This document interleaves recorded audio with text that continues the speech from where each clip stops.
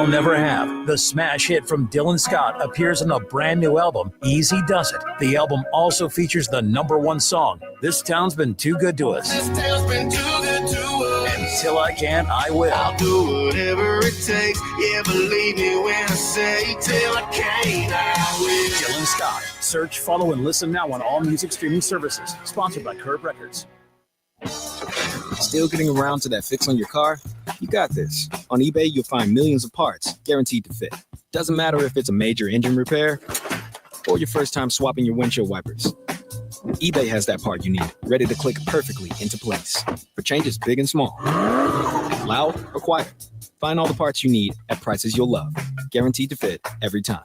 But you already know that. eBay, things people love. Eligible. Mark Dalton here with Terry Volkswagen. Get ready to fall head over heels for the perfect VW SUV. One size doesn't fit all, though, and that's why Volkswagen has an SUV for everyone. From the compact and affordable Volkswagen Taos to the tech-packed Tiguan and the spacious Volkswagen Atlas. No matter which one fits your lifestyle, you'll love the comfort, performance, and safety. Stop by Terry Volkswagen on Forest Road in Lynchburg or check us out online at terryvw.com. Terry Volkswagen. You'll love our cars. What would it take for my child to only miss half a day of school for treatment? What would it take for me to live a long and healthy life? What would it take to have a breakthrough? What would it take to find a cure for childhood cancer? It would take all of us to come together to support the research. Research to discover more effective treatments for the 1 in 285 children in the U.S. who will be diagnosed with cancer. What would it take to make hope bigger than heartbreak? Go to childrenscancer.org to find out. Children's Cancer Research Fund is a national nonprofit dedicated to ending childhood cancer. We understand the complexity of the landscape and know how your support will have the strongest impact. Go to childrenscancer.org today. That's childrenscancer.org. Together, we can do this.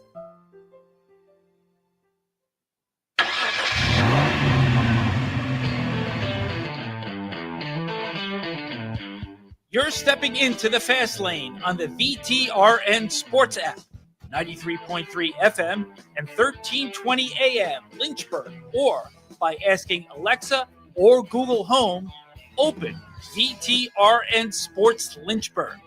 Now, take the fast lane through the topics that matter across the Commonwealth.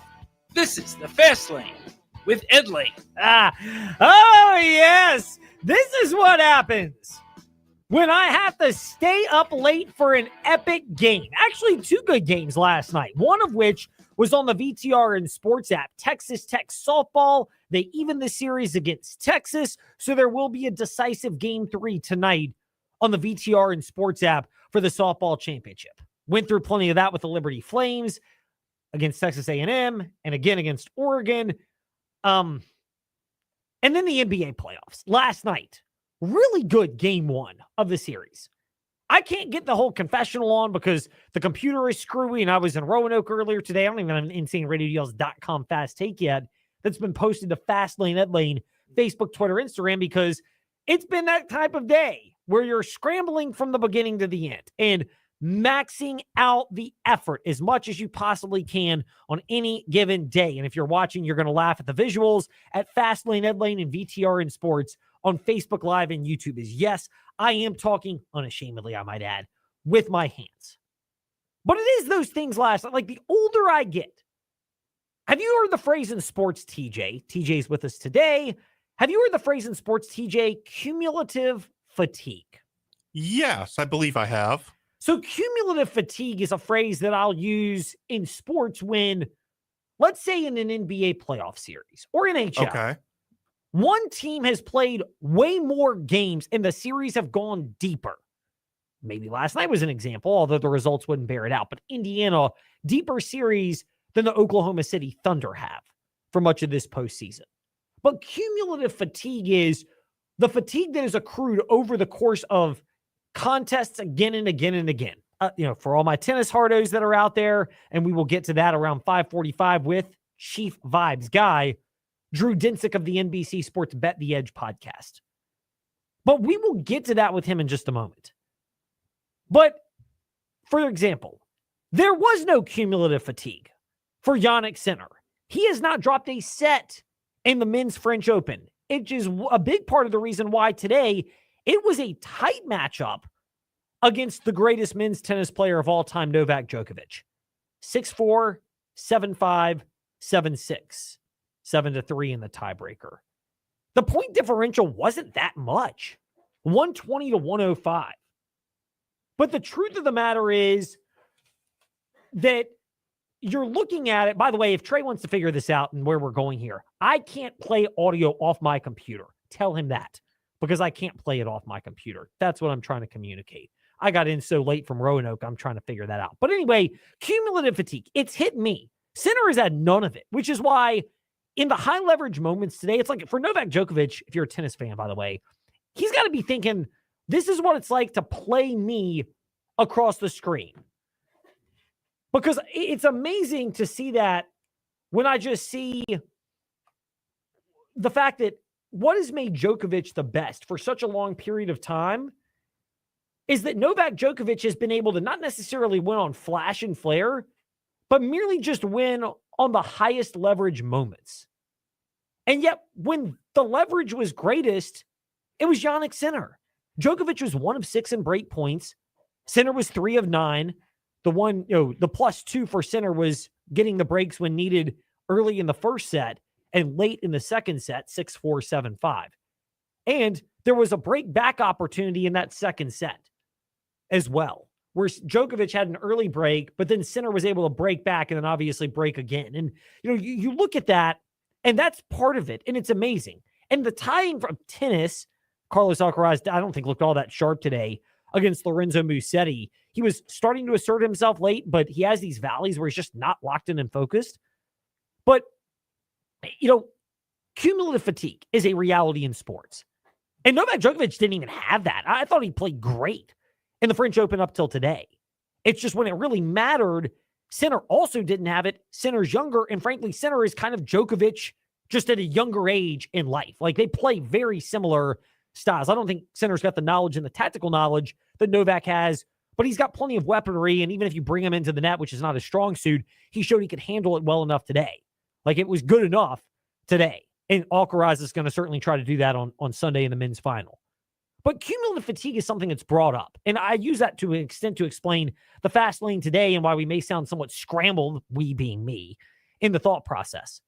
But it's there in sports. And I am not used to staying up late like I did last night. 2 great games, by the way. I mean, am I off base, TJ? But it goes back to what we said Wednesday on the InsaneRadioDeals.com Fast Take. That's at Fast Lane, Ned Lane, wherever you listen to podcasts, because and guess what? We keep receipts. The audio is working now. Thank you, Trey, for walking us through that. But it's that there's still reason to like what we're getting in sports right now. Okay, I get it. We're not in football season. Let's be real here. I get it. Virginia's kind of mourning because they lost their baseball coach, Brian O'Connor, coming off a disappointing, arguably one of the most disappointing top-to-bottom years in Virginia athletics. But it still is very entertaining. And last night was action that I would deem, and I'm a hard guy to keep awake all the time. I am not staying awake every night of the year. I'm a night owl. I'm not a night owl. I'm an early riser. What's your bedtime, Ed? Normally it's like 9-ish. If there's not a whole lot going on, I'll move it around depending on what's going on. I'll also, I don't know if you call it cheating, but if I can listen to events on the VTR and Sports app and lie in bed, like I'll do that because I can lie in bed and even just rest my mind. And even if I'm getting less sleep, I'm lying there and can listen to the event. Is that how you watched or listened, I should say, to the end of that Texas game? Oh, very much so. And I'll throw this out there too, TJ, because people may be wondering, like, what do you do with a family? It is a jumbled mess. Like, my kids are at the age 6.5. And I used to detest this. Like, again, got to get my confession on here in the fast lane, where I did not want the kids sleeping in the bed with me. We already have dogs on the bed. I'm all pro that. And then my wife, obviously, and me, and then the kids are there. Father Chris, God rest his soul, 2 weeks ago, tomorrow technically, but today was the day of the heart attack 2 weeks ago, St. John's Episcopal Church in Lynchburg, at a meeting with him. And he's like, embrace this while you can, because there's going to come a point where you're just not going to be able to experience those moments. Kids are not going to sleep in bed with you forever. They'll figure this thing out at some point on their own timeline. So at 6.5, yeah, it's a little later than normal for some, but I'm not pushing them out, because I just figure at some point they're going to be around friends, and their friends are going to probably peer pressure in a good way, but peer pressure them into the reality of not wanting to do that. So I've backed off that. But sometimes it gets to the point where, like, my wife's in the bed. We've got 2 or 3 dogs on the bed. We have 2 or 3 cats because my wife couldn't help herself, and she brought 2 cats into the house to go along with 4 dogs, 2 kids, and 2 exchange students. We do have a lot of love in our house. And then the kids come in the bed. And I'm like, this is just nuts, man. I know we have like a king-size bed, but I'm out of here. I'm going to go sleep in the other room, even if it's a smaller bed, because me and maybe 1 cat or 1 dog versus all this, I can get a better sleep. So when that sounds happens, like you need a Full House soundbite, man. That's a really good idea. We've had a lot of them. You might say about this about our bed. Man, you loaded! You would think monetarily to solve that problem, but instead it's just creatures on the bed. And look, I love them all. Every creature that sleeps on the bed. It's just when they're all there and you have no space and it's like 900 degrees and it's already summertime anyway. Look, I got to go. And plus the benefit, like selfishly, let's also it's Friday and we're in the middle of the summer, so we can afford to talk about this. Selfishly, it does afford me when there are great events going on. Like, it's an easy flip of the switch. Stanley Cup playoffs, College World Series, softball or baseball, great games. It's like, all right, if this is going to happen, I'll just take, and I don't normally sleep with my phone, but if a good game's going on, it's an easy excuse to just grab a phone, listen to the game, go into the other room, check out what's going on, turn the volume down low enough so nobody hears it, because we've got fans going upstairs, air conditioning systems. My wife's got like air purification systems in the house. Again, I'm a health nut myself, as evidenced by our great Thrive LYH Health and Wellness Expo partnership from about a month ago, which was an awesome event, and the other things we partner with here in the Fast Lane. You can check it out, by the way, insaneradiodeals.com. Great things like Crosswide Athletic Club memberships, Fleet Feet Roanoke gift cards, and entries at a special rate to the Star City Half Marathon and 10K. So I'm all for the health stuff going on in the house. But sometimes it is a nice little luxury where I want to just listen to the game. So, again, you're going to think I'm weird, TJ. I try to avoid looking at screens, like computer screens or phone screens at bedtime. But you can pot up the game, listen to the VTR and Sports app, and the play-by-play is really good and informative. Last night was a little different because the basketball started to get really good, and you're like, okay, I kind of got to watch this stuff. But for the most part, other times, tonight will be an example, College World Series, and if there's anything left over, Stanley Cup playoffs, great, perfect night. If I get relegated to the kids' room and I'm the only one in there with a dog or a cat, I can pot up, I can listen to it, no problemo. But that's kind of how it is. But there is one consequence for that, TJ, and this is to explain like why we're going on a random detour in the fast lane without even playing the great sound effect. Time to take a detour in the fast lane. I'm an early riser. Like, I have slept in air quotes, the last 2 days from 4:20 in the morning, not that 4:20, to 4:40 in the morning. So I have slept in. So when you stay up late, when you're younger, you can then flip around and wake up early in the morning. I could do it even after, again, getting my usher on for a moment here in the fast lane. Maybe a late night out, so to speak, in college. That don't work now that I'm 39. Like, it just does not work at that. And if you have aged gracefully, we hope, but aged over time, you would know that it just becomes harder and harder over time, all the time, as you get older. I don't know if you're quite there yet, because you're, 28, 29? Is that right, TJ? Yeah, 28. Yeah, 28. So 28. But I really started to notice it when I got to from 28 to 33, or 33 to 36, 35. Then you start to notice those. You can still do a lot of great activities, perform, whatever your sport or activity or choice happens to be. You can still enjoy a lot of those. It just becomes harder to do it at the same high level. It's not impossible. You just have to work harder at it the more you get going at that particular point. I find myself napping more nowadays than I used to. I used to fight naps when I was younger, but my fiance will tell you, I would be watching a bunch of NFL games or listening to it on the VTR and Sports app. Man. And the next thing you know, I'm out like a light. I'm like, what happened? And my fiance goes, you've been asleep for an hour. I said, are you kidding me? Oh, Brenda. Oh, she's got to be laughing at this by now. It's probably one of those things that she says, it's why I love you, TJ. And you're like, that's a real kind way of saying, that's really weird. I can't do it. And it may be a flaw, but I'll tolerate it. She said, why do you have all these games on and the radio playing if you're just going to fall asleep? Oh, honey, let me tell you, this is what we do for our careers. And, it is what it is. She's married in. She's about to be married into this, Brenda. Just get ready. Let me give you a little secret here before we get to the Fast Five at 5-ish and get this thing back on the rails. One of my thoughts in life is this. Never marry somebody and expect them to change the tenets of who they are. Marry them for who they are. And if a part of who they are is something that you just can't live with, then make the decision then and there to go ahead and back out of the relationship. Don't marry them like, I'll change them. Yeah, because that works really, really well. Not like that. People change. They should evolve over time, yes. But again, getting my usher on for a moment. I am not perfect at this, but I'd like to think I'm learning. Unless it's real serious, there are a lot of things where my way works, and it may be the smart way, and my wife probably says the same thing about me. Sometimes you just have to let the other person stub their toe and fail doing it their way, and then they'll see that your way makes more sense. Again, I've given examples of how I've had to do it with the help, God rest his soul, of Father Chris at St. John's Episcopal Church. But between that and other things that have popped up, I have needed that help. And then this is the other thing that's also that you'll learn as well. Your parents can tell you something. Your spouse might tell you something. Then a trusted confidant tells you the same thing, or just a neutral observer. And that's when you implement it. And everybody else who actually you would consider they love you, the other people are friends, they may like you, but the ones who love you are just sitting there like, really? We're rolling our eyes because we're like, really? Everyone else that loves you says this, but the people that like you, they say it, and that's when you take it seriously. Some psychologists out there, if you're one or you operate a counseling service, Fastlane, Edlane, Facebook, Twitter, Instagram, we'll set up an advertising partnership and you can help explain these things to us. But some more qualified person probably can explain how in the world that works its way out in life. Anyway, we've taken a major detour and we've gone off the road. And it's time to remind you as well that when you're driving on the road this summer, if you see cars that are off the road and their lights are flashing, slow down, try to pull over into the other lane, the passing lane, or the right lane if they're off to the left side of the road, to give them space for safety, whether it's first responders or people just pulled over with their flashing lights.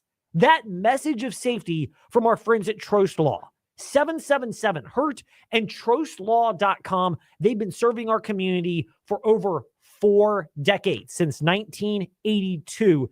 And Trost Law, just a friendly reminder, that's it. Try to be smart, try to be safe, try to do the right thing, and help people drive safely during the summer months, because traffic increases this time of year and you just never know what might happen. Yes, I know we're overdue for what we can get to in other topics, but it's time to do it right now here in the Fast Five at 5-ish. It's time for Fast Five at 5-ish. 5-ish minutes on 5 relevant topics done around 5 p.m.-ish. Ish, because our counting skills are kind of ish. Let's start with number 5. TJ, question for you. Should I feel bad that yesterday in the fast lane, we had great guests, of course, yesterday, as we do most of the time. Brian Nolan of frontstretch.com and legendary Virginia Tech defensive coordinator Bud Foster. But between that and commenting on Liberty, could they go to the Big 12 at some point in the future? How conference realignment? That's always a great subject. Everyone loves that, so we just can talk it randomly. But we omitted this story. Aaron Rodgers finally signed a 1-year contract with the Pittsburgh Steelers, agreed to, pending the physical. Here's the thing. I don't feel bad about that. First of all, great shows like the Rich Eisen Show, noon to 3 p.m. He's with the NFL Network. He is plugged in with insiders and experts. You're going to get the knowledge today, as you did on the VTR and Sports app.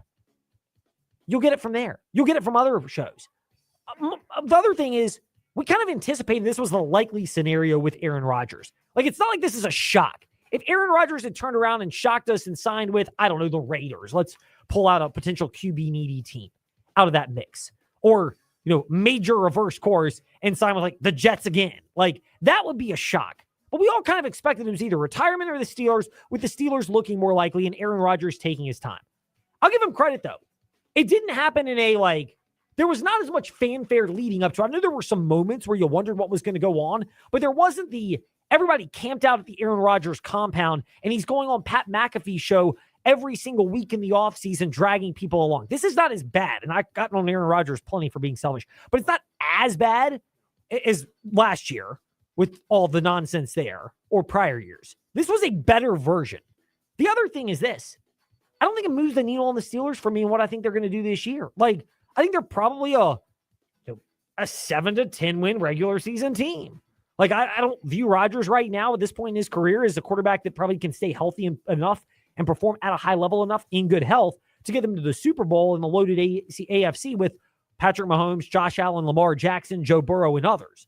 But I think he's good enough. Pittsburgh can be a playoff team. But, I mean, the sports books told us what they thought of this. Steelers were 40-1 to win the Super Bowl yesterday. Their odds right now today are 40-1, which is why holding off on Aaron Rodgers talk for a day, it may move the needle for certain four-letter networks and other Embrace debate shows, but I don't think it really changes a lot. Can I say a hot take just real quickly? Yeah, of course. Mike Tomlin may have his first losing season this year. I don't dispute that, actually. I honestly think there's a scenario where that's very feasible because Mason Rudolph is the backup quarterback. Will Anderson's too raw right now. Yeah. Will Howard. Will Howard, I'm sorry. Yeah, Will that's Howard. okay. But yeah, I mean, Will Howard is raw from an NFL standpoint. I get it. He transferred to K-State, loaded Ohio State, won the national title there. Great season. But there's a jump. Sorry, Ohio State fans, but let's be real here. There's a jump between the Big Ten and the AFC North. They may be played in geographically the same area. They're not the same. He wasn't going to start if Rodgers hadn't come. That was Mason Rudolph all over it. 100%. And I think Rodgers may be good for 1 or 2 more wins if he's fully healthy the entire season, which I don't bank on. And Mike Tomlin can get you there. But I view Tomlin's good enough to get you to 7 to 10 wins anyway. I think you're kind of in that ballpark. And there's variance with quarterbacks that will probably cost them when they get to the postseason and have to go up against teams that just have better rosters and better quarterback play. Meanwhile, speaking of the NFL, you'll know where this came from. Number 4. According to sources for Jordan Schultz, let's keep it real here. We're going to explain this in a moment. Jordan Schultz put this tweet out. Listen to how this is phrased. My guy, Jordan Schultz of Bleacher Report. I think he's with Fox Sports now, but was with Bleacher Report. Commanders All-Pro wide receiver Terry McLaurin has made it clear to the team that he's frustrated with the lack of progress on a long-term deal. As I previously reported, McLaurin unexpectedly left volunteer workouts after initially attending. That'll show him. And it remains to be seen whether he'll report to mandatory minicamp. McLaurin is entering the final year of his contract. Talks have been minimal. I mean, look, Jordan Schultz breaks news. Jordan Schultz, I don't know the guy at all. Never tried to have him in the fast lane. Just because, Colin Cowherd thinks he's great and deserves a podcast to talk about random subjects with Draymond Green doesn't mean I really care what the guy has to say on, football opinion, thought pieces, much less he and Draymond outside of their respective sports, which, I'm not tuning to them because I find them interesting. Sorry. But Terry McLaurin, the way this is phrased, it literally sounds like it's from McLaurin's agent. Because if you hear Lake Lewis on the morning warm-up every Tuesday, the morning warm-up weekday 7 to 8 a.m. right here on VTR and Sports, Commanders insider Lake Lewis has repeatedly said that he expects the deal to get done by training camp. These are the natural steps that take place. This is a posturing situation, and I don't believe that the Washington Commanders are freaking out over this scenario of Terry McLaurin, made it clear to the team that he's frustrated with a lack of progress, and he left voluntary workouts after initially attending. Yes. I think it's a posturing standpoint as much as anything else. I wouldn't be shocked if he misses mandatory minicamp. No, and Sewall told me herself she thinks the deal will be done before mandatory training camp. Yeah. Did you have her on your podcast, by the way? I did have her on my podcast. She was a beautiful person to talk to. Well, she's fantastic. And of course, she's great. Of course, president of Bowie TV Sports.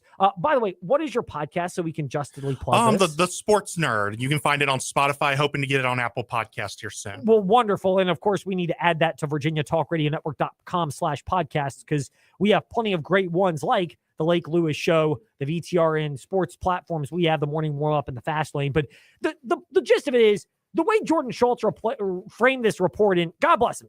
He's got his sources. He's clearly a pro player guy, tied in with players and agents much more than management. But he's clearly framed in a way that it's like the agent leaked it to Jordan Schultz, and Jordan Schultz is going to do everything to power the player and stick it to the NFL team. Wonder if that's how he approached Ian Rappaport in that certain coffee shop in Indianapolis. Yes, my guy, by the way, for not mentioning the name of that shop. You know how petulant we are in the fast lane. They got to pay us money. Speaking of paying money, by the way. Number 3. Reports are out, according to Greg Barnes of Inside Carolina. And look, we're biased towards Andrew Jones of Tar Heel Illustrated. I've known Andrew Jones for a long time, and Greg Barnes does fantastic work as well. I've never meant to look down upon Greg Barnes because of Andrew Jones. It's just the way the relationships have gone. But I think the world of what Greg Barnes does as a reporter as well. I'll throw this out there. He was the one who dug in and said that UNC is reportedly spending $14 million on their men's basketball roster. First of all, did you think that the men's basketball program was going to sit there and just let Bill Belichick, our guy Michael Lombardi, and UNC football all of a sudden gobble up big resources and just sit around and let it happen? I mean, do you really in your right mind think that would happen, TJ? No, absolutely not. No, basketball is probably bigger than football before Belichick came on. So you knew when the investment was being made at football that if you're an outside observer, Carolina basketball was going to get more money. Boosters care more about basketball than football over at Carolina. I'd say the majority of them do, correct. I know they want football to be bigger, and football is a front-facing sport, but Carolina's big brand cachet is tied to basketball and then being relevant in football. But it originates from basketball. The thing is this. I don't look at this roster as being overwhelming. Like, maybe I'm off base, but you lose R.J. Davis. You lost, the transfer whose name escapes me to NC State, my guy, Will Wade. Von Bell. Yes. I mean, it's a solid roster, but $14 million, if anything, I wonder whether this information was potentially leaked to Greg Barnes as well to turn up the heat on Hubert Davis.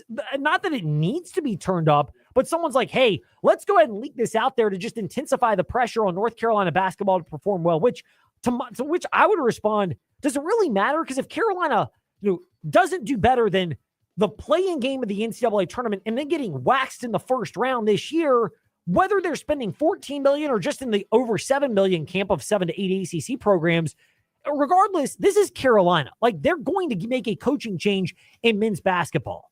The whole Carolina family thing is great, but when you're losing, especially in this day and age, you kind of omit that factor if you're in North Carolina or anybody else. So, I don't know what the purpose of this is. Even if you want Hubert Davis to eventually be gone, the results would just take care of that itself. Number 2. Liberty announcing their 7-member Hall of Fame class to be inducted prior to the Delaware game November 1st at Williams Stadium. Prayerfully, we'll hopefully have some tickets for that and other games at InsaneRadioDeals.com, but they are not there yet. The 7-member class includes Alicia Carty, women's swimming and diving, Aaron Hagen, volleyball, Clendon Henderson, men's track and field, Stacey Neal, softball, Jesse Sanders, men's basketball, and Brent Tolsma, head cross-country coach in track and field. So Jesse Sanders, great basketball player, kind of gets forgotten because the Richie McKay era has just overshadowed so much of what has already taken place. But Brent Tolsma, he helped build that cross-country and track and field program into what it is today. Sam Chalanga is the most noteworthy runner at Liberty. I think you could argue he's the best just individual raw athlete to come through Liberty with what he's done. But I don't know this for a fact, and I'm going to do a little quick Google research when I look at Notre Dame football schedule for this upcoming season to figure out when they happen to have their bye week. But I bet they do not play on November 1st of this year. Actually, they do. Boston College, which that's the one surprising thing for me for Liberty because Mike Brown is coaching at Notre Dame and is actually a big part of the reason why another local tie, but Malachi Fields left UVA to go to Notre Dame. That's the one thing that surprises me about this for Liberty is the class is great, but I think you would love to have had Mike Brown at Liberty, even though he's coaching at another program. He's meant a lot to Liberty, but that's going to be a real quirky scenario. I do wonder whether someone like that is going to be inducted. And Marshall Roberts, friend of ours, and who does so much with alumni relations at Liberty, again, getting my usher on. I've not spoken with him, but I'd be very curious whether or not that was taken into consideration and they just have to do it anyway, or how that ended up unfolding. Meanwhile, number 1, UVA reportedly doubled Brian O'Connor's UVA did double Brian O'Connor's guaranteed compensation last offseason to $1.4 million. Here's the power of Mississippi State. They more than doubled that to $2.9 million. And Trey Lyle and Ty Tracy discussed that earlier today in the morning warm-up. Here's a different angle to what they said. And you can hear there, so the VTR and VirginiaTalkRadioNetwork.com under the podcast tab or at the morning warm-up, wherever you listen to podcasts. But it's not just the $2.9 million going to Brian O'Connor. It's the funding of all the other ancillary coaches that are out there at UVA that have to be taken into consideration. And UVA theoretically with a $14+ billion dollar endowment should have people they can tap into if that's the route they want to go. But at Mississippi State, with the structure of SEC money, you can go ahead and promise that, and at some point that becomes a relief, if nothing else. When we return in the Fast Lane, we'll get it back on the rails.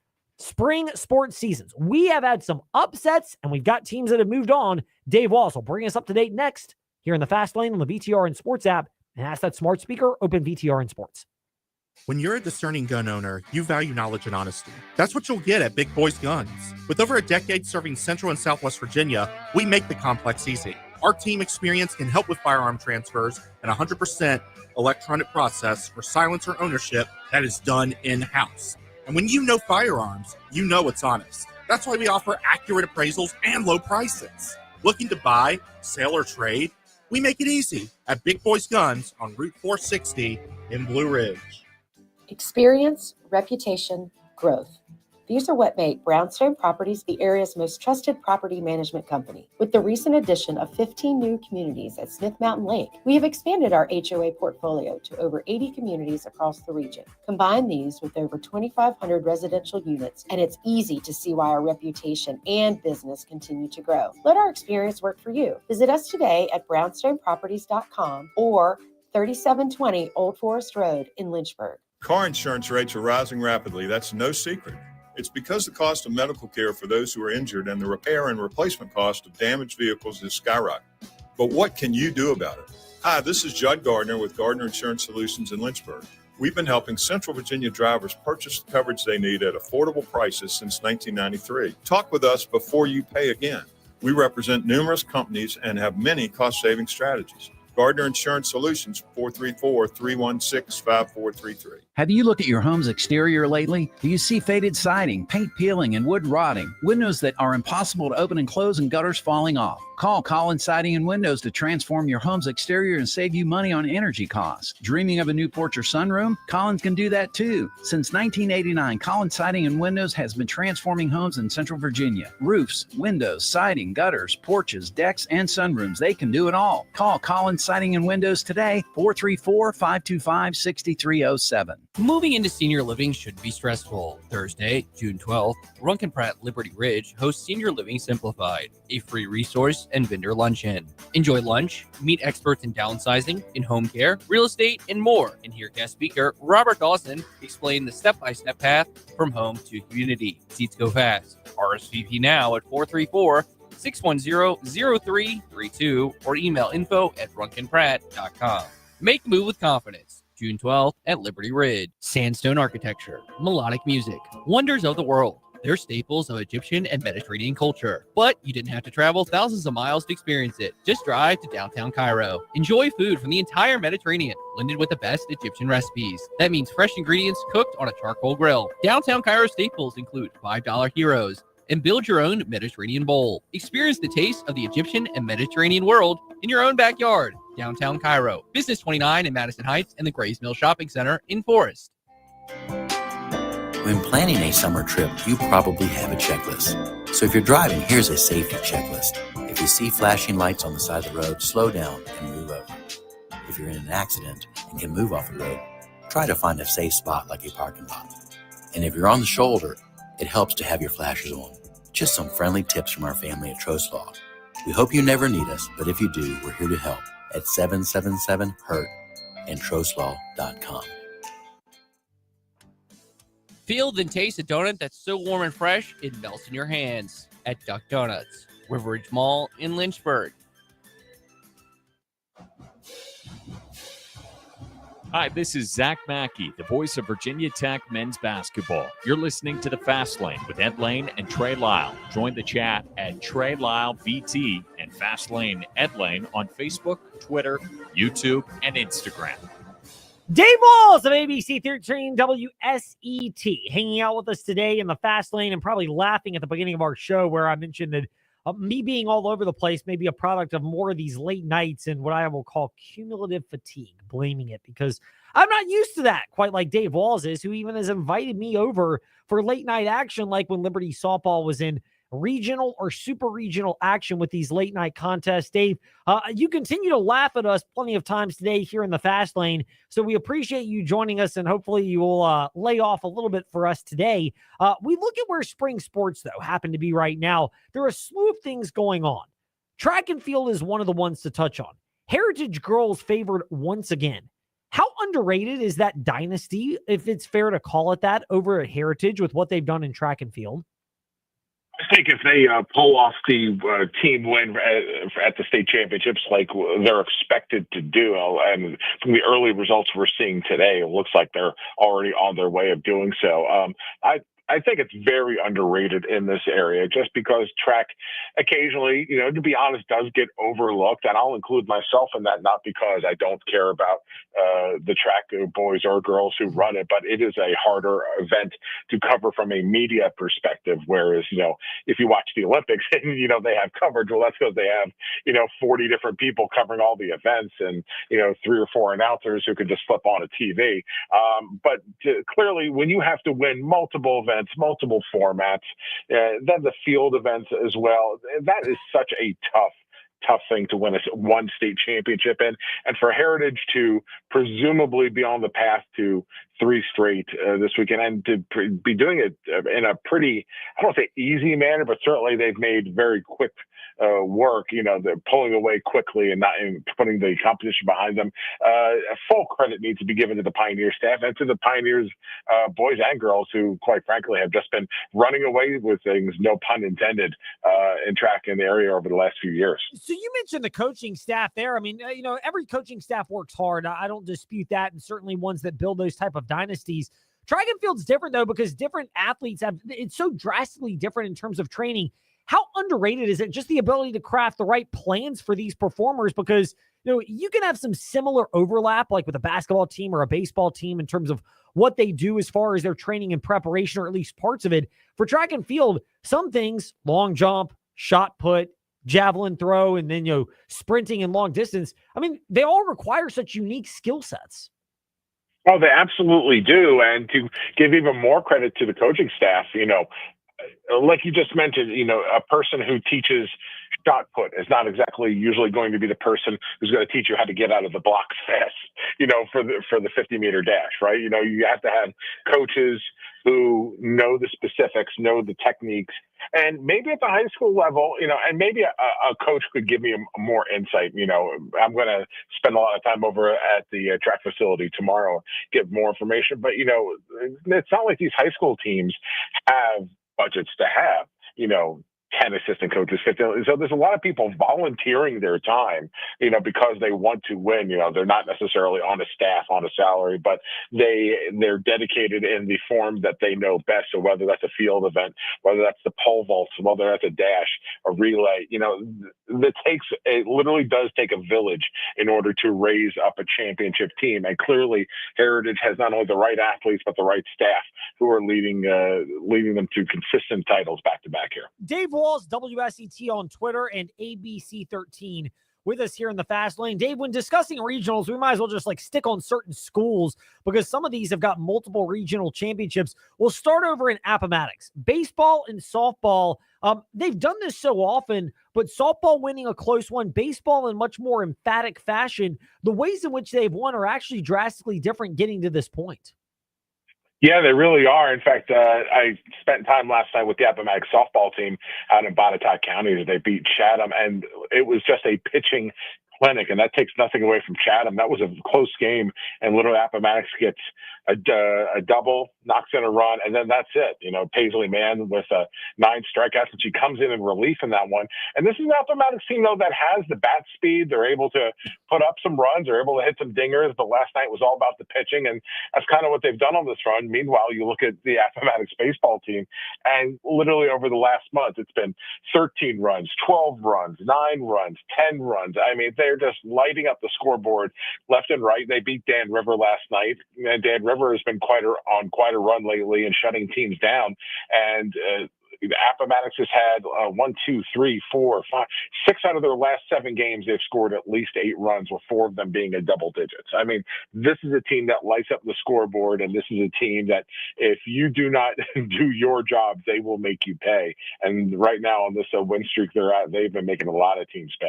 Dave Walls, ABC 13 WSET, hanging out with us today here in the Fast Lane. Meanwhile, Jefferson Forest, one of them already state-bound in baseball. That's a walk-off win to get to the regionals. The other, softball, they're state-bound similarly. They refused to rally against Amherst County. How much of this is kind of built upon what JF softball and baseball have endured in prior years, which largely has been close, but not quite close enough, whether it's baseball close, but not quite getting in, or softball close, but not quite getting over the hurdle?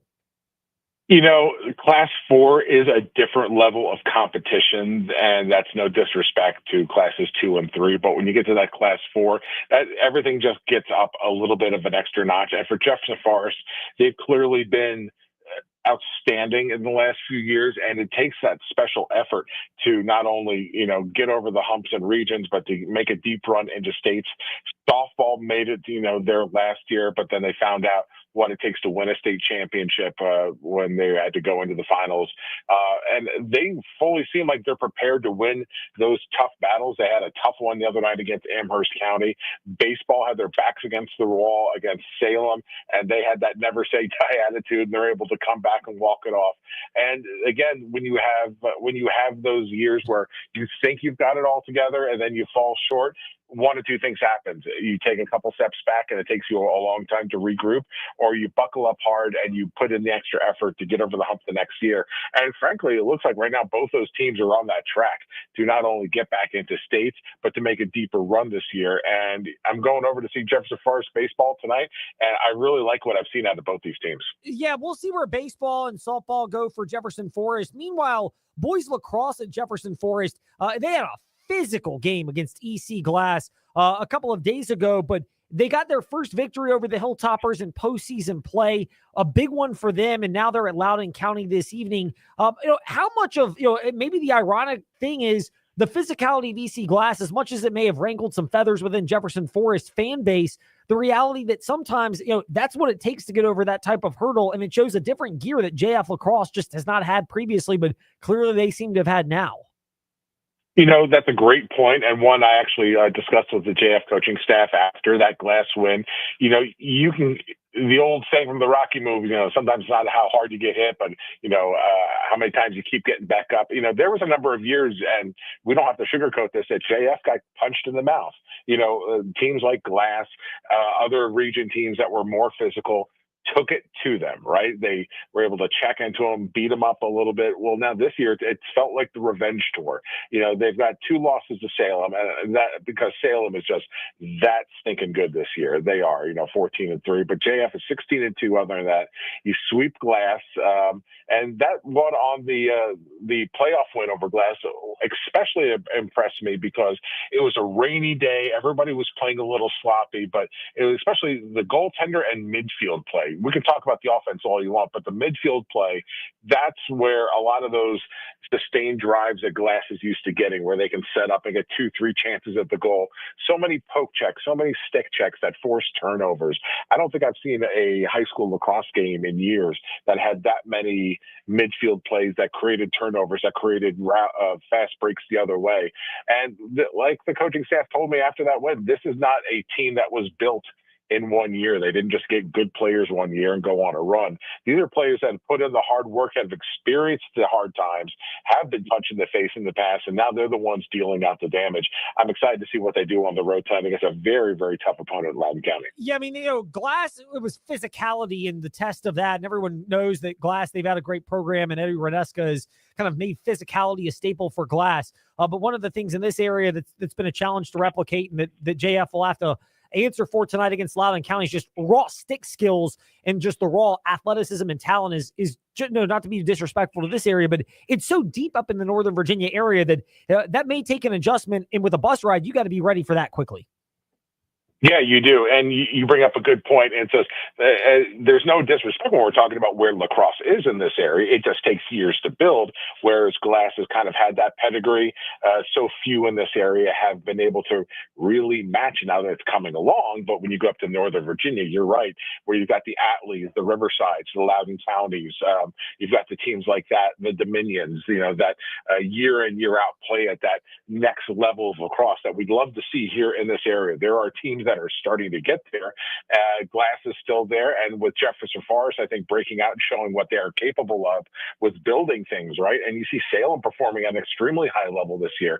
Now you start to get that talent where now you're going to have to go into some wars in the regular season. You're going to be a little more battle tested and ready when you get into that postseason. That forces you to kind of bring your own athleticism up, so when you go to play even the Western Albemarles and the teams that are just used to running and gunning a little bit more often, you're ready for it. Dave Walls, WSET is the Twitter handle. He's, of course, on ABC 13 WSET, and he's hanging out with us today here in the Fast Lane. I know plenty of people have their thoughts and want to get to the whole LCA adding a transfer quarterback who's already got offers from Liberty and Arkansas and others, and Luke Gaither, a rising junior from Radford. We're going to hold off on that, though, because there's plenty more football season on the horizon and team previews and things of that nature, and surely that story is going to come up. This is a time where we can still talk about the spring sports. So we'll wrap it up on this, Dave.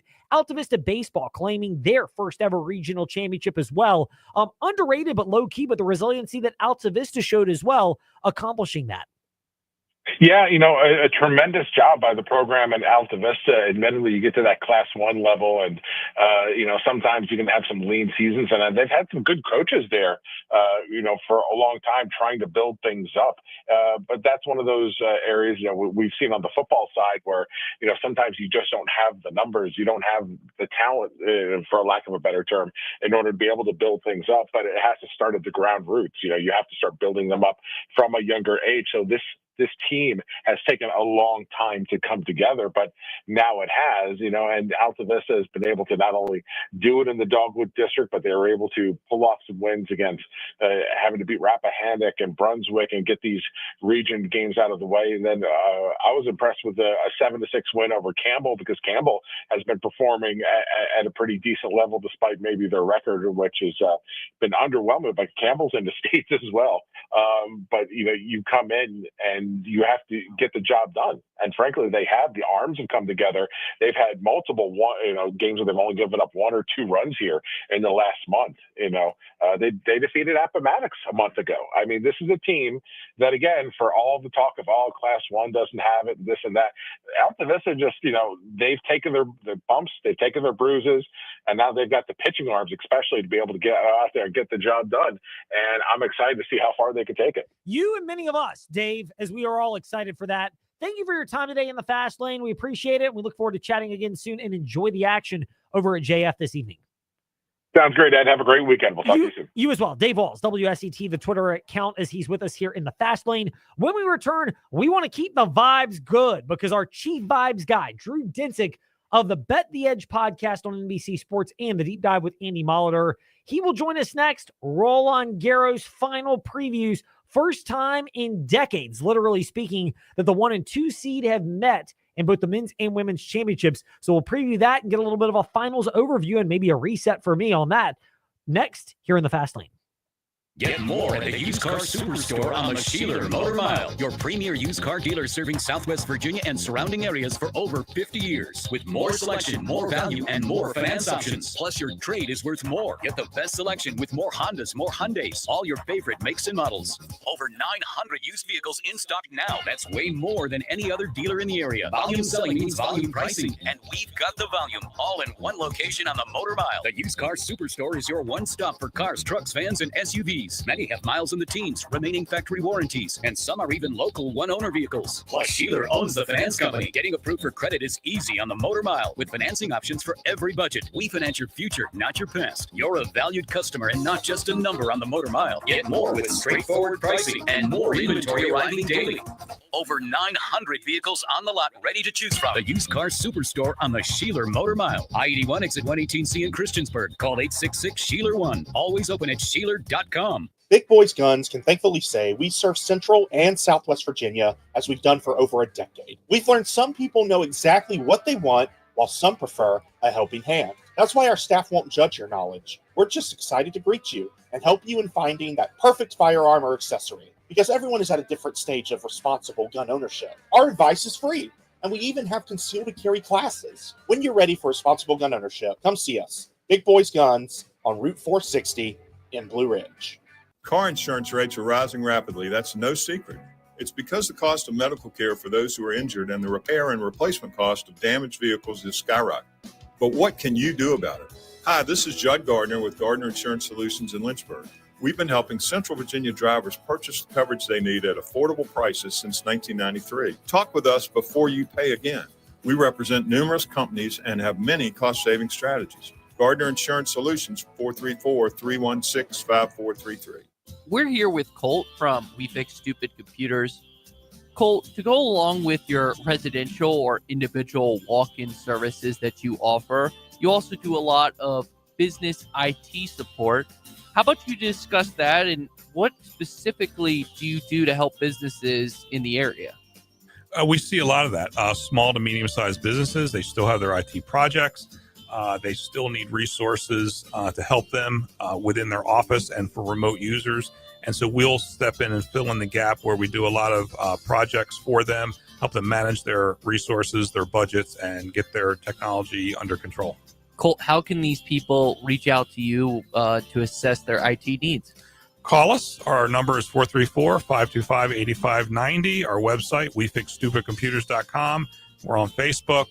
And our office is here locally, 14690 Forest Road, right next to Scott's Cabinet on 221. This summer, you could go to the pool over and over and over. Or you could scuba dive in an aquarium, a lake, or the ocean for some of the most majestic views imaginable. I'm Chuck with Aquatrek Adventures. Our Try Scuba classes are a perfect way to help you decide if you're ready for scuba certification.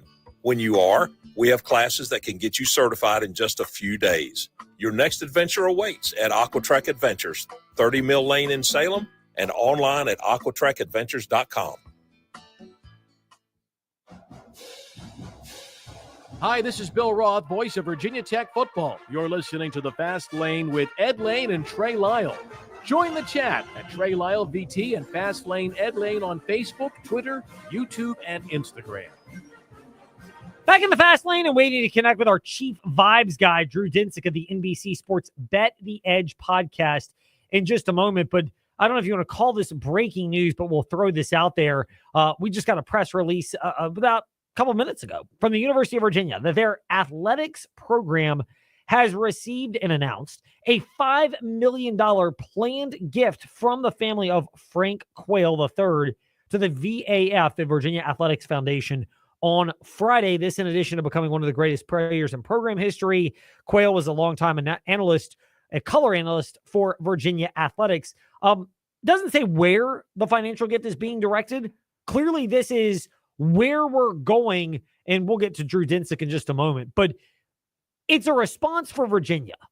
I wouldn't say it's the ideal response, because I'd still want to hear from Carla Williams, the athletic director, at some point in time. And her lack of being present has been documented, and we will get into that next week here in the fast lane. But it is a step in the right direction. The fact that they're releasing this information, and every time Virginia gets these sizable gifts, we get the press releases out that are a good thing. This is one of those where if it's not Carla Williams' strength to be in front of the media and to want to ask people for money, first of all, develop it or don't be there, because fundraising is more important now than ever when you're talking about athletic directors and it being part of the job. It's not the only job that's out there, but the ability to interact with people. Example, take a Liberty Flames football game. Been there plenty of times. Liberty Flames basketball game. Can't speak for all the other sports tons of times, but basketball and football are the biggest showcase events at most programs, Liberty included. How often in the middle of a timeout, if you're at the game, do you see athletic director Ian McCall on the field? I mean, I'd love to know his step count on a game day. If we're able to get with him in the next week or two in the fast lane, I'd love to see it. But how often do you see him out there shaking hands with somebody that is in charge of that and what they do? That is the next step. And that's something that Carla Williams, it may not be her strong suit. I will acknowledge that. but you've got to be better at doing that. Now, that's one of the things that you have to consider. Meanwhile, we pivot off the news that Virginia announced they have a $5 million gift to their athletic department, to talk a little bit more about Roland Garros. For the first time in a couple of decades, since the 1900s, like 1984, 1989, but still, first time since the 1900s, the number 1 and number 2 seeds will play for both the women's and the men's championship at Roland Garros, 9 a.m. tomorrow morning for the women, 9 a.m. Sunday for the men. Joining us now to discuss that, our chief vibes guy, Drew Dinsick of the NBC Sports Bet the Edge podcast, and the deep dive with Andy Molitor. And I must confess, as we welcome Drew into the fast lane, that unfortunately, Drew, I've only gotten halfway through your podcast today with Andy Molitor. So I hope you'll be able to give us forgiveness. We will not play the sound from Just Friends, although it's one of my favorites. But as it pertains to this Roland Garros, first of all, I was, again, getting my usher on to confess, I was in Roanoke and I had to drive back to Lynchburg. There's an hour difference, commuting between one and the other. So I'm listening to the match today between Sinner and Djokovic. Is Djokovic now at the point where when he's playing Sinner, it's like watching a version of himself back when he was starting to figure it out? The similarities are definitely there. I mean, he is, Sinner is just so cool, calm, collected, calculating, and he is a problem. And Djokovic has a Sinner problem, right? Like, certainly Sinner is the best men's player on hard court. Certainly, in particular at Melbourne when conditions are especially fast, he is just a dynamo, and he is so mistake free that his ability to break is, he only needs a crack, right? He only needs a little foot in the door, and he is right there ready to get you. So it's actually a fair comp. It's funny because when we last had a big two, it was Federer and Nadal, before Djokovic really kind of blossomed into the player we know now as the greatest. But they were splitting slams where it was fast and slow, right? It's like, it was like the slower the conditions, the more played into the strength of Nadal. The faster the conditions, the more they played into the strength of Roger. And that's not really what we have now, where it's more like on the natural surfaces where movement is, becomes an advantage. Alcaraz is your guy, and then on the hard courts where it's like, you need to have exacting precision. You can't, your athletic flourish isn't going to get you any brownie points. You can't make the mistakes that Alcaraz makes. He's just doesn't have the goods to go toe to toe with him there. So it's a funny split where it's not about the court speed. It's more about the actual, ability to move on the court and what that does to unlock sort of the ceiling of your game that helps Alcaraz have a small advantage on the natural surfaces versus where, this, I guess, here's kind of like the summary point here, which is if this men's final was being played on hard, same day, same time, same conditions otherwise, but it's a hard court. Sinner's probably like -180, right? Instead of a closer to a pick'em or Alcaraz being small favorite here. And I think that's right. So, Alcaraz is, his performance today was like mind melting in both directions. When it was good, it was so good. It was like how this guy could be peak Nadal with this type of stuff.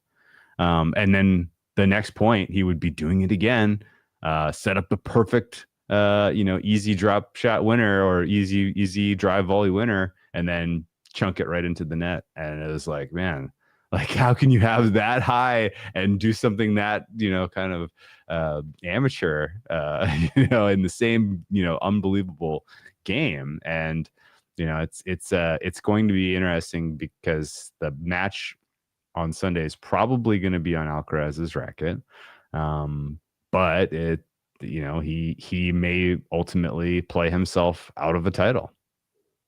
It's wild to think about that. I mean, in Carlos Alcaraz, the peaks are better than anything that anybody has, but there's so many valleys that are out there. Yeah. And again, kind of going back to the Djokovic element is we're with Drew Dinsick in the fast lane on W227 BG Timberlake, WVGMA Lynchburg, WMNA Gretna, Danville Southside, and the Virginia Talk Radio Network. But going back to that point, it's like today, listening to Sinner versus Djokovic, there are two slam opportunities in the third set that Djokovic has that he misses. Yeah. There are a couple of wobbly forehands, and it's like you give that little crack in the door in any given set.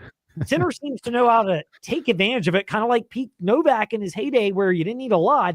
And then the rest of it, he knows how to hold serve and ride the wave, especially if it's on your serve. Hey, if you're going off and you're being spectacular on that, as long as I've got the break, I can still handle this. Yeah, and I guess I would say there are a lot of positives to take away from Djokovic's run this last couple of weeks, right? Like, I think certainly coming into this tournament, I was sort of wondering, is this the last time we'll see him here? Right? Like, is he, how close to the end is he? Like, when it ended for Nadal, it ended with such a sincere thud that, kind of caught a lot of people by surprise. And, I'm always kind of keen on, how much more of this are we going to get to see? And when he's on, it's awesome to watch. I absolutely love it. I thoroughly enjoyed him, taking Zverev to, apart in that match. But the kind of key takeaway when you look at his numbers and the data, particularly on clay, he was amazing at holding his serve, right? He was incredible at like finding an especially good way into a point on serve that kind of kept him out of trouble. But he was really, really having a tough time finding breaks, not just against Sinner today, where obviously he took him until it was the end of the second set before he even had a break chance. Like that was kind of indicative of his entire run on clay this last 52, which is it's not as easy for him to break his opponent. And if you're not able to get those breaks on clay, then you're playing such a fine margin of tennis that it just becomes really, really tough. And so I think some of this could be down to just his ability to move, his ability to continue to, because his greatest strength was always his defense. Like you would hit what you thought was an absolutely no doubt surefire winner, and it would come back, and you would see players who were the top 5 men's players literally like stunned, like what is this ball doing here? Like how is this back in play? How could this be? And that doesn't really feel like it's as much a part of his game anymore. Like when he was peaking, it was like he was hitting a forehand with power. Like we just don't see it very often anymore. Or I actually don't even remember ever seeing it. Right. So he's like finding new things and new ways to make up for the fact that just in general, his ability to cover the court isn't quite as good as it was. And that is especially obvious, at least on the clay surface when you look at the data. So we'll look at the men's and women's final at Roland Garros in a moment with Drew Dinsick, our chief vibes guy from the Deep Dive in the Whale podcast, as well as the Bet the Edge podcast network with NBC Sports. Drew, but no, we'll take a bit of a sneak peek ahead for a moment while we're on the Novak Djokovic subject. Is this what Novak wanted out of a tournament? He never had a lot of break chances, but he had a couple. He more than held his own and looked at least respectable against Sinner. And while I'm with you, I think if he plays Sinner on a hard court now, he's just going to get blasted right off with where Sinner is versus, Novak. Sinner had 10 aces today to 1 double fault, and it's on clay, not even hard. So imagine what happens on a hard surface. That number will get magnified in both directions. But is this Novak getting what he wants out of it? He's respectable. He shows that he can hang with an elite player, and he's gearing up right now to make one last charge at Wimbledon. And, maybe if he wins that, it might be curtains and drapes on a career. And he just says, all right, I'm walking off the best I can. Yeah, I very well could have been. And the problem is he needs somebody else to take care of Alcaraz, probably, because as much as Alcaraz has a Djokovic problem, it's not on grass, at least not the way we saw last summer. But no, I think what did Djokovic want out of this tournament? I think he wanted to kind of instill some belief in himself that best of 5 tennis is still something that he can dominate. when he is up against kind of the middle class of the tour, and even dominated, in my opinion, against the top 5 of the tour and Zverev. And so he got, he fortified his, his mental strength for a Wimbledon run. And he got some match fitness, right? Like this, he is not going to now necessarily be in the same situation he was heading into the Roland Garros run, where I feel like he felt the pressure in those early rounds to make those short and sweet, right? It's like, I don't want to get myself into a Musetti 5-setter middle of the night type of situation where I have to ultimately retire before I see this thing to the end of the line. And so he put a lot of pressure on himself to keep those early matches short. And now that he kind of has the reps and built up his base as far as fitness goes, I would expect he plays an exhibition match, maybe goes to Eastbourne before Wimbledon to kind of get some reps on the grass. But I mean, he's in the mix of 3 men who have a realistic chance to win Wimbledon, in my opinion. And the other 2 will be playing on Sunday in Jannik Sinner and Carlos Alcaraz. Again, getting my usher on for a moment. I may or may not have been at a stoplight today, and I'm like, all right, let's see what the odds are. And look, 2 sports books, they're split. It's basically like 50.5 to 49.5. One has Carlos, one has Sinner is the favored. Is that justified given that Sinner has not dropped a set and has looked much more economical, but he struggled with Carlos, particularly on clay, as we saw last year, and Carlos is the 2-time defending French Open champion whose highs have still been good enough that if he can replicate that, he'll be tough to beat. Yeah, and I mean, it's almost more of does he have a strategy, right? Or is his strategy like let Carlos beat himself? And if it's the latter, that makes me nervous, right? If he doesn't have any new wrinkles, if it's literally just, well, we'll just run it back like in the Rome first set, I would completely toss the Rome second set because there was obviously a lot going on with him physically that I think really affected that. But this is 4 in a row now. He played Carlos 3 times last year: Indian Wells, Roland Garros in the semifinal, and Beijing. All 3 were very competitive matches, but there was one winner, and it was Carlos in all 3 of those. And they, to me at least, told a pretty compelling story that Sinner doesn't necessarily have the physical tools to go toe-to-toe when Carlos is redlining, when he's peaking, when he's hitting some of his athletic masterclass shots. Sinner's just he's helpless.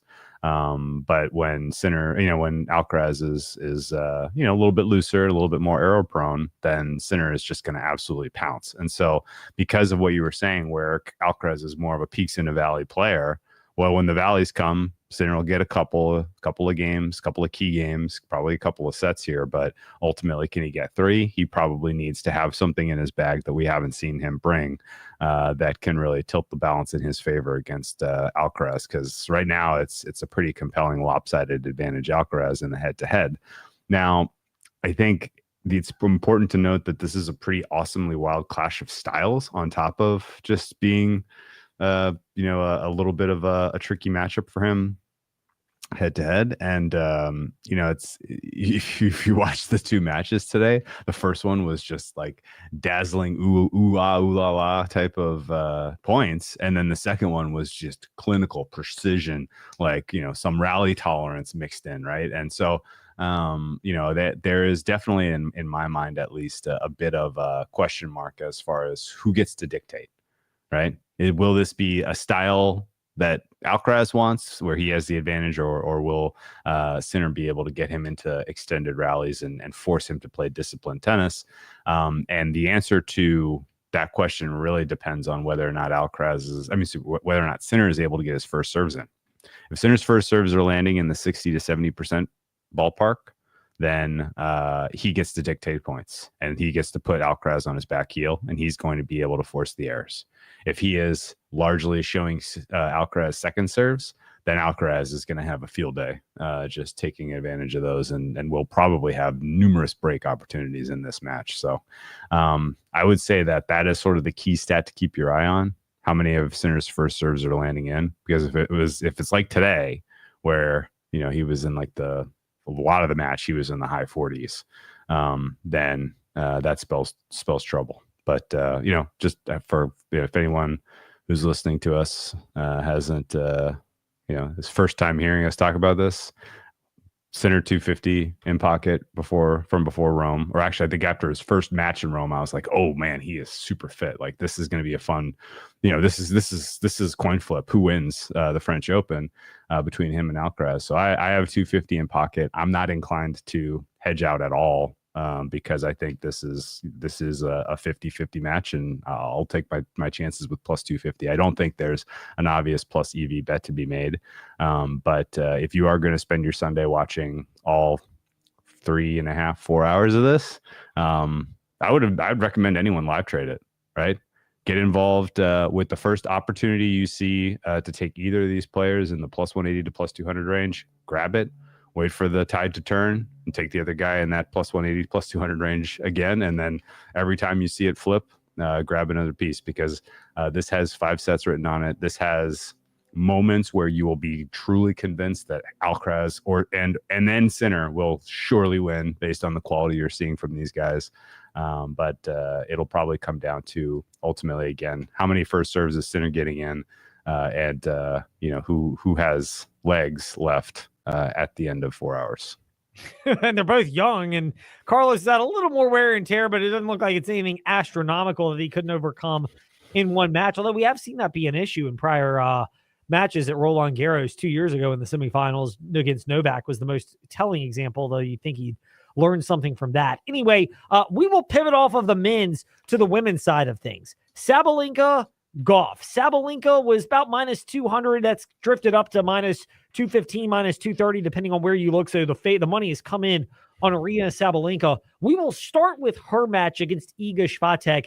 How much of that was Sabalenka is playing really well? How much of it is she caught Iga at a time where Iga, look, she's played better in this version of Roland Garros, but clearly not the version of Iga or Iga on clay that we've seen in prior years?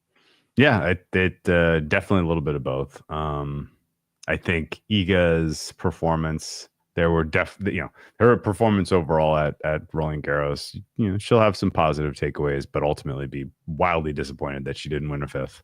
And I think if she rewatches the tape of that match, she'll be wildly disappointed that she didn't try to engage Sabalenka in more rallies, because Sabalenka's rally tolerance was non-existent. Both players in that match were going for the throat on every opportunity. It was just kill shot.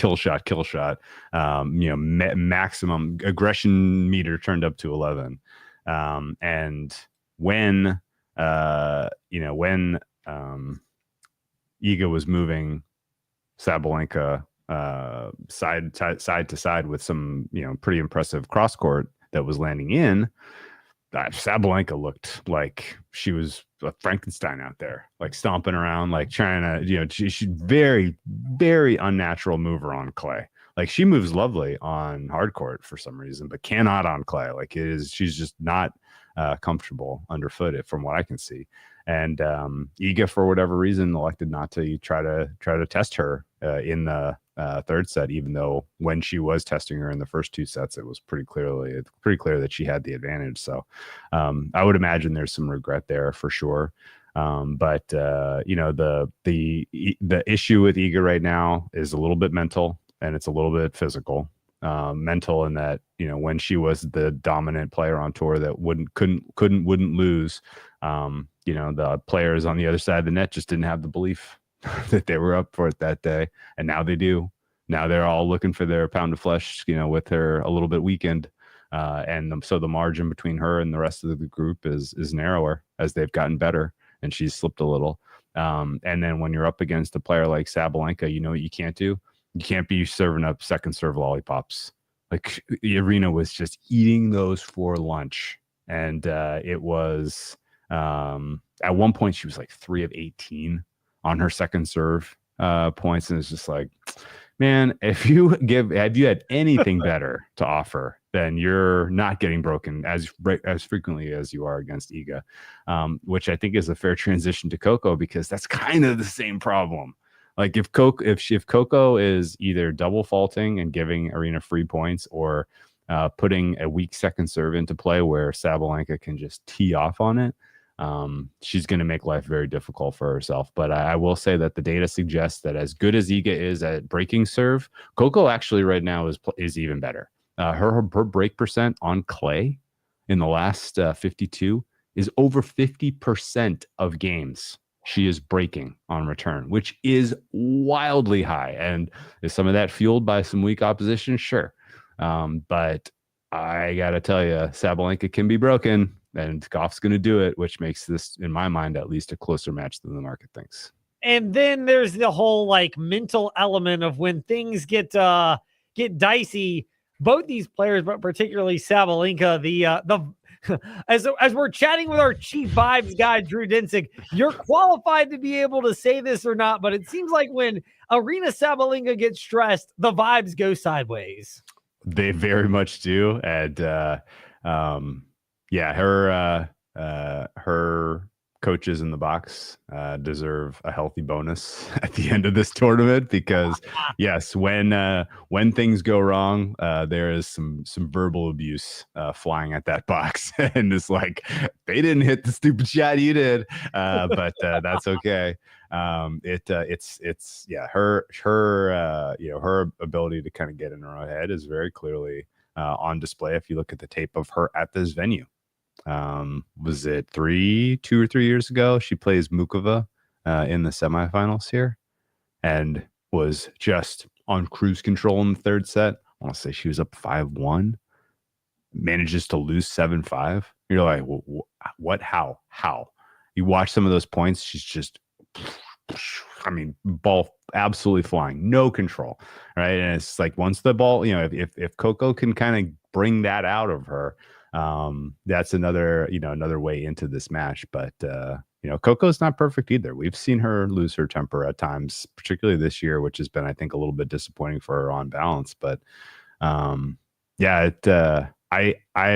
also, hand up, pre-tournament on Coco. Most of it was because I thought her path was softer, which it has been.